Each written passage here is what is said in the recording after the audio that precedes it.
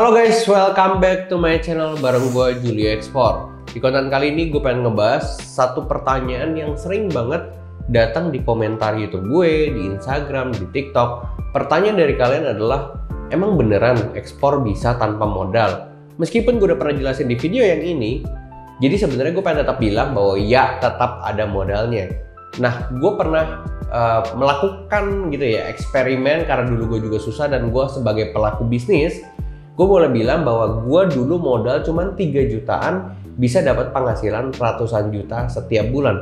Kalau dibilang ini clickbait, ini nggak clickbait sama sekali. Jadi modal 3 jutaan bisa dapat keuntungan ratusan juta per bulan. Oke, gue jelasin ini ceritanya. Jadi dulu nih, waktu gue bingung kayak mau ngapain, kalian udah tahu ceritanya. Dulu gue ini beli tempurung areng di pasar gitu ya. Terus udah gitu gue bikin briket lah awalnya bareng sama investor gue gitu loh. Nah waktu itu kan investor ini tuh singkat cerita kita ada kelas bisnis, kita nggak sepemahaman dan lain sebagainya. Dan hari itu karena gue nggak punya uang sama sekali, singkat cerita gue keluar atau gue dikeluarkan lah lebih tepatnya di perusahaan itu. Sampai akhirnya dengan uang yang seadanya, ya nggak seadanya sih, banyak gitu loh. Cuman gue tuh bener-bener berpikir kayak gue harus melakukan lagi dari nol. Dan gue harus membuktikan bahwa gue bisa ngerjain semuanya tanpa modal. Karena gue tuh punya mindset dulu waktu gue sebelum punya pabrik dapat investment orang temen bokap gitu ya.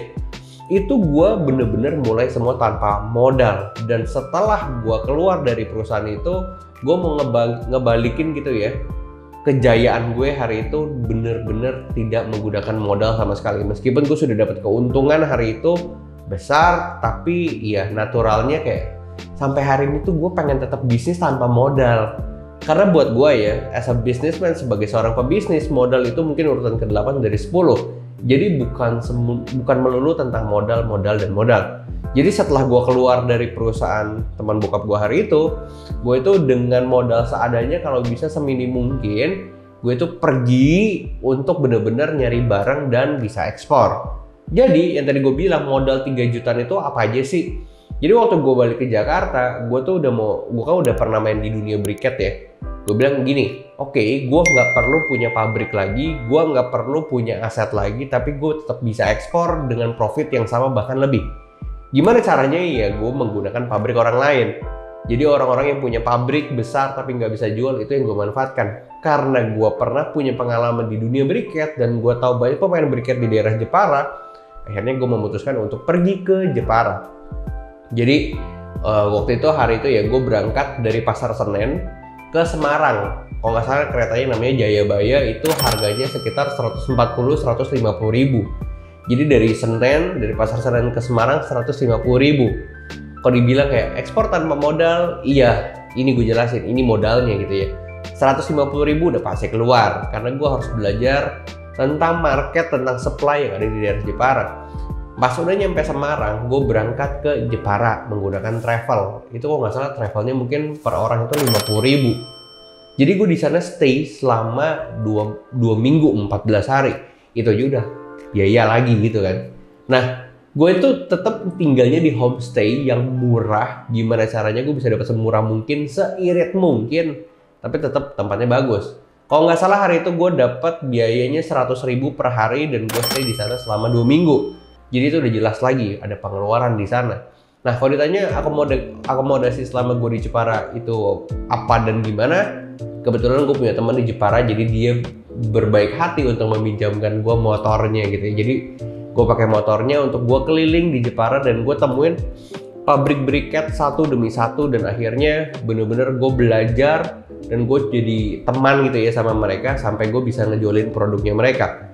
Jadi ya jelas pengeluarannya aja udah pergi naik kereta, terus travel, udah gitu gue stay di sana 100 ribu selama 2 minggu 14 hari, makan gitu ya. Dan gue selalu ngebudgetin, zaman gue susah waktu itu, per sekali makan tuh 20 ribu. Jadi kalau misalnya satu hari itu 3 kali, which is 60 ribu udah jelas keluar. Nah kalau misalnya ditanya apa lagi pengeluarannya, sebenarnya ya setelah makan selama 2 minggu yang gue lakukan adalah gue bernegosiasi, gue belajarin supply, gue belajarin karakter orang-orang Jepara, dan gue bisa ngambil produk dari mereka, dan mereka berniat untuk bekerja sama dengan gue, di mana mereka yang produksi, gue yang jual. Jadi kalau dibilang apakah gue harus punya pabrik lagi, gue udah ngubah mindset gue ketika gue pernah punya pabrik, akhirnya gue tidak mau punya pabrik lagi saat itu. Makanya gue berpikir, oke, ini adalah kesempatan gue untuk gue bisa grab the opportunity. Di saat mereka punya pabrik nggak bisa jualan, ini waktunya gue yang jualan dan gue yang berbisnis dengan buyer secara langsung. Biar mereka yang produksi sesuai dengan arahan gue. Nah, selama 2 minggu tuh gue bener-bener pelajarin soal itu. Kalian tahu nggak sih, sampai gue udah paham banget baru gue pulang. Nah, pulangnya gue inget banget itu dari Jepara ke Jakarta, itu berhentinya di stasiun Rawamangun, bukan stasiun ya, terminal Rawamangun, karena gue naik bis. Bisnya itu kurang lebih 190 sampai 200 ribu kalau nggak salah ya, sekitar segituan.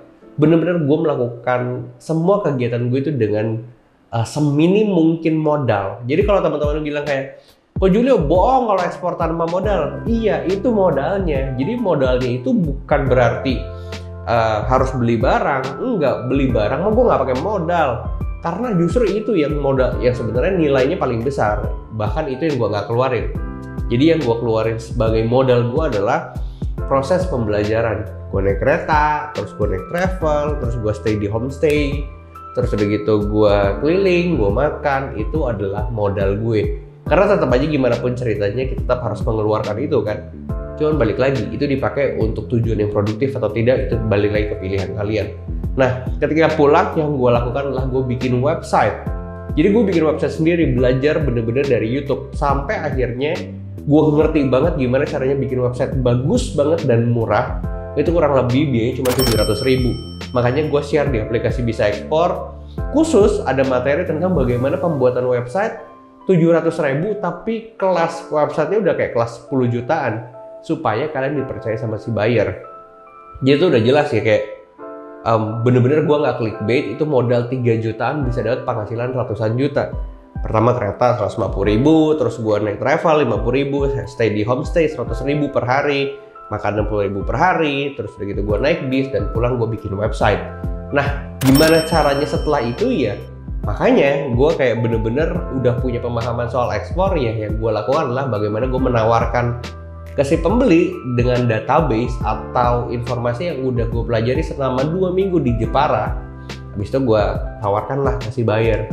Nah, dari situlah baru bisnis berjalan dan benar-benar turun 1 kontainer, 2 kontainer, 3 kontainer, 10 kontainer, 15 kontainer per bulan, dan gue udah punya uang dari situ ya ratusan juta. Sampai akhirnya gue sekarang bikin pabrik lagi untuk benar-benar secure supply-nya.